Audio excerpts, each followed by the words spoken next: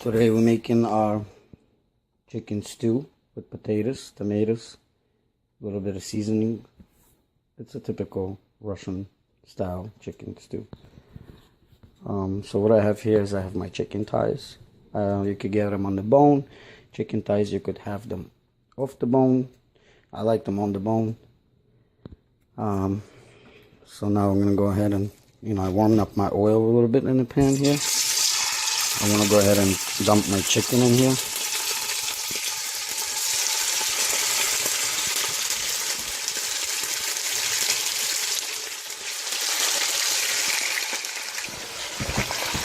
So got my chicken cooking here.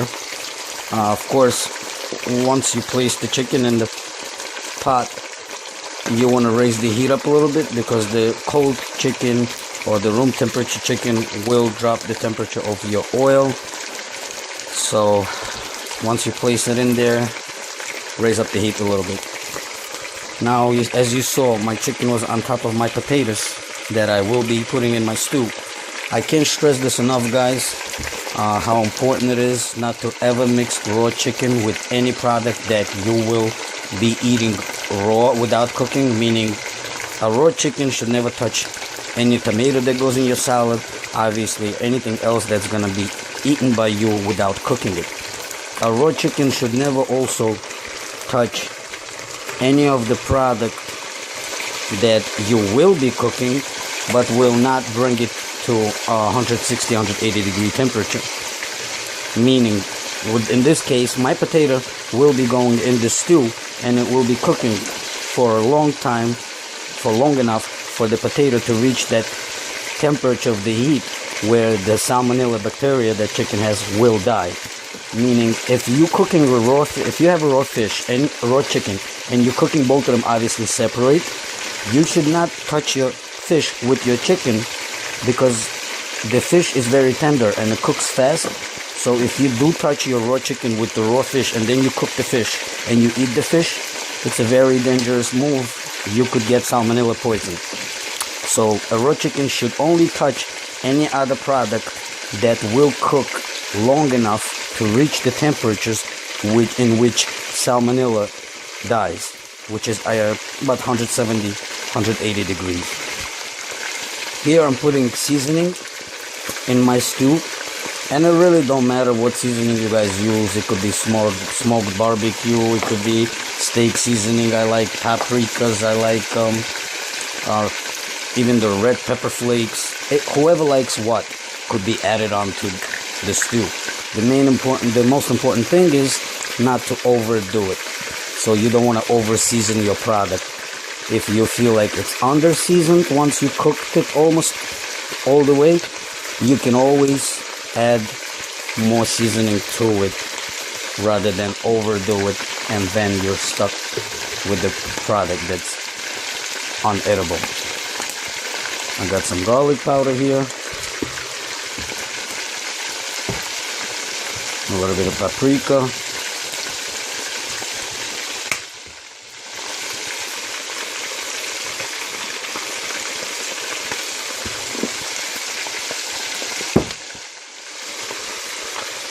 New Orleans Cajun seasoning.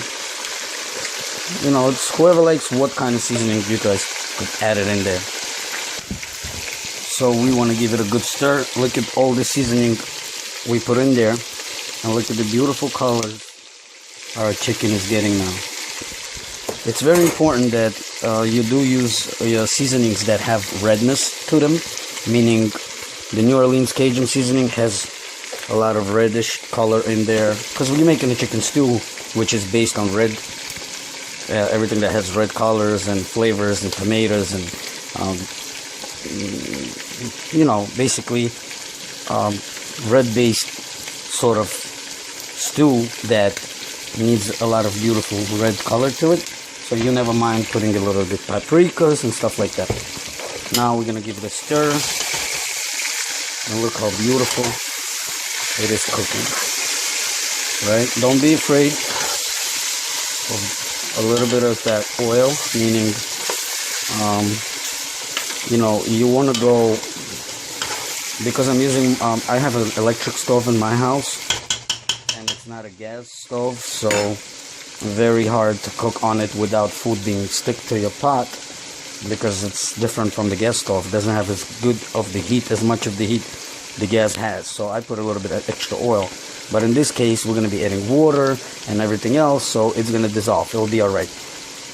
In your case, when you guys cook, you should know that chicken skin has a lot of fat in it, and it's a delicious fat, actually. It's very good. It adds a lot of flavors.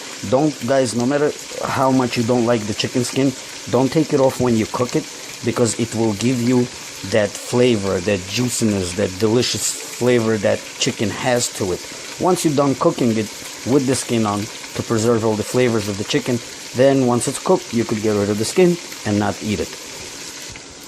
Okay, now what I do here is I make sure the chicken is cooked about 75%. Basically more than halfway cooked. Once the chicken is more than halfway cooked, and it's very important for a chicken stew that we make sure the chicken has a nice color on the outside, that it doesn't look like it's steamed. It looks like it's nicely fried. Why? Because when we're going to add the liquids to the stew, it's going to preserve that crispiness and that beautiful texture and flavor if you cook it right before you add the juices in it.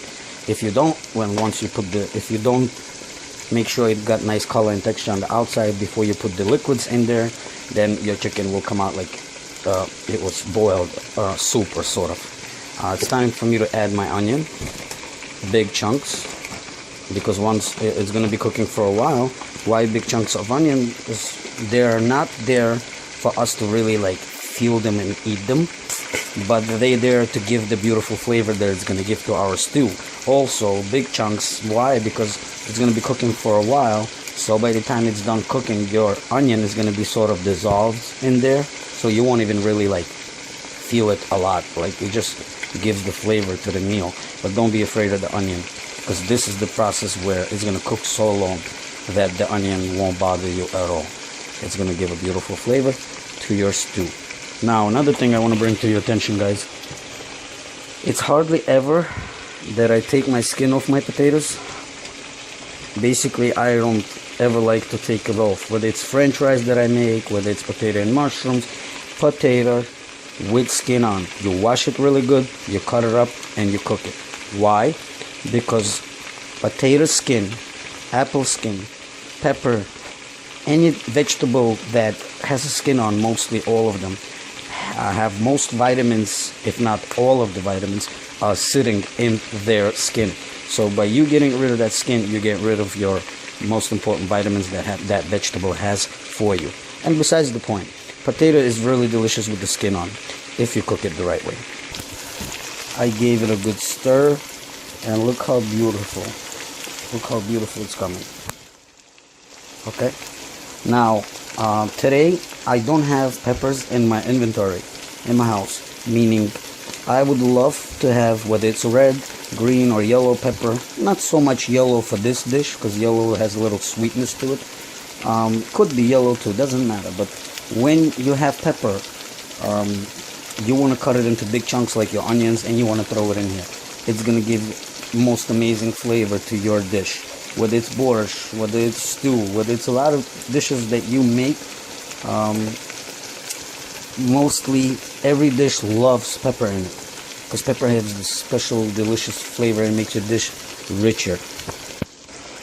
Now that I added my onions to my chicken and I've been cooking it, so basically what I do is put the raw chicken in the hot pan with the hot oil, put spices on the chicken, cook it till it's 60 to 75% cooked. Then I add big chunks of onion, as you saw, stir it up, cook it for another 5 to 10 minutes with onion in there, stir it up, and then I have my tomatoes that I also did not chop small or anything like that. I just cut them in half, small tomatoes.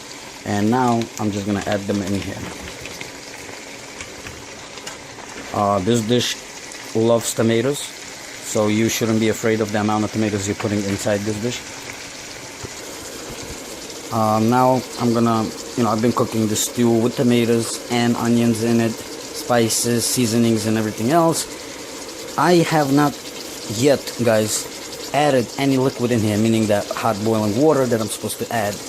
The tomatoes and the chicken itself produced these juices that you see in here right now. Look how beautiful. Look how delicious it's gonna be. Now, I'm ready to go ahead and add my potato in here. So what I'm gonna do is, I'm just gonna go ahead and dump it all in here. There goes the potato. Once you add the potatoes, guys, until the potato is raw and still hard in its texture, and it's not gonna crumble and break on you, you could give it a stir it a few times. But once the potato starts sinking in and cooking more, you wanna start stirring the stew less and less than the process of adding water, in order for it not to burn, and you can't stir it no more, because once the potato starts cooking, it becomes soft. You don't want potatoes to be broken or crumbled in your stew. You want them as whole, like this. So for that reason, at some point you stop stirring. That's right before you're adding water to it. So after I added my potato and I cooked it for another 7 to 10 minutes, I'm ready to go ahead and add my tomato paste. And guys, I can't stress this enough. Where growing up myself, and a lot of us still to this day think that tomato paste or ketchup, tomato ketchup, stuff like that are not healthy. Anything that's tomato, any great chef, anyone will ever tell you, whether it's a culinary institute, whether it's books that you read about, I mean, it's been proven, it's a fact. Tomato ketchup is healthy, tomato paste is healthy, crushed tomato is healthy, tomato period is healthy. So don't be afraid of your kids eating ketchup. Let them eat ketchup. It is healthy. Trust me, it may sound very funny, it's healthy. Burger King is not healthy. When you take your kids to Burger King, instead of buying them a burger, buy them a bunch of ketchup and let them eat ketchup. And I'm not being funny. That's the healthiest thing Burger King has, ketchup. So what I did here is I added my tomato paste. I have a small can here, and I would go for half of it, like this much. If I'm cooking for 6-7 people, like this pot right here, half of that can would be enough. Now, what I'm ready to do here is I'm ready to go ahead and add my, very important, guys, the water has to be very hot in order, you understand, the temperatures have to be even in your dish that you're cooking right now, plus the water that you're adding to it. If you're going to add cold water into it, it's going to immediately, like instantly, stop the process of the cooking. It's going to mess up your whole dish. You will never have the dish that you wanted to have. It's basically like squeezing the brake on a car so hard that anti-lock will work. That's what you're going to do to your dish by adding the cold water to your hot cooking dish. So what I have here is I have a teapot of hot water. I boiled it, and it's safe for me to add it here. How much water is a great question if you have it for me. You see, not even covering the top, just enough to sort of meet the top of the potatoes and the chicken. By the time it's done, it will dissolve a little bit. It will be less water. It should thicken a little bit on you. It's becoming more of a juice than it's water. I added my hot water and I waited till I brought the dish up to a boiling point. Right now, once it starts boiling, you don't want to boil it really. So what I'm going to do here is I'm going to lower this heat. So I'm going from a dish being boiling to it's slowing down and slowly simmering. Why? Because when your dish is hard boiled like this, it's gonna break down your chicken, your potatoes. It's gonna make you're basically gonna have a mashed potato instead of a chicken stew.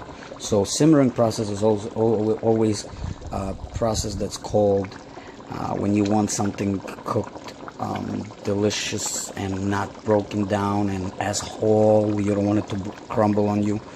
Same thing when you make chicken fish soup. When you make fish soup and you have fish in it, very important not to boil the soup. Very important for it to slowly simmer, because fish is going to start breaking down on you and the soup is going to become very cloudy. If you want very clear soup, it's a very important simmer. It's called simmering process. There's a boiling process, there's simmering. We want to bring things up to a boiling point sometimes, and then we want to slow down to its simmering process. I'm about, I would say I'm about 7 minutes away from it being cooked. So what happened here was very simple. It's basically, I break it down into 5-step process. The cooking of the chicken stew is a 5-step process to me. Warmed up the oil in my pot. I added raw chicken to it, seasoned it, cooked it for about 10 minutes till it's 75% cooked. Then I added my onions in big chunks that I cut up, fresh onions. Cooked it for another 5 to 7 minutes. I then added my big chunks of fresh tomatoes. Cooked it for another 5-7 minutes. Then I added my potatoes. Cooked it for another 5-7 minutes. And then with tomato paste also, with potatoes and tomato paste, cooked it 5-7 minutes. And then I added my hot boiling water into the dish. And then I'm finishing cooking it for about 10 to 15 more minutes, slowly simmering, so it's, you know, nicely cooked through. The 5-step basically is, as I just broke it down to you. First step is adding the raw chicken to the warm oil with seasoning. Second step is adding the onion to it. Third step is adding the big chunks of tomato to it, fresh tomato. Fourth step is adding the potato and the tomato paste. And the fifth step is adding the boiling water to it. The sixth step is, of course, is finishing of the dish and its cooking. Another thing I'm missing in my inventory today, guys, is once this dish is done cooking and you turn it off, you turn the heat off, not while you're cooking it still, because what's going to happen is your greens that you will add will overcook and they will become very ugly and there will be no point of them in there. It won't be as delicious as if you turn the dish off and you've done cooking the dish, and while it's still hot and the heat is off under the pot, you chop up your dill, whether it's cilantro, whoever likes what, even scallion, and you just go ahead and dump it in here. That's how you finish the process of cooking this dish. That will be absolutely delicious. I'm gonna take a little bit of extra virgin olive oil. Again, it could be any oil you guys like. Hundreds of different oils out there, so whatever oil you guys prefer. It could be a little bit of chopped thyme, oregano you could add to these olives. I'll add a little bit of oil, and that's it. Since I'm missing out on my dill, parsley, cilantros, and scallions, stuff that I like to chop up and put on top of this dish, I'm just gonna finish it with a little bit of greens. And dinner is served. Bon appetit, guys.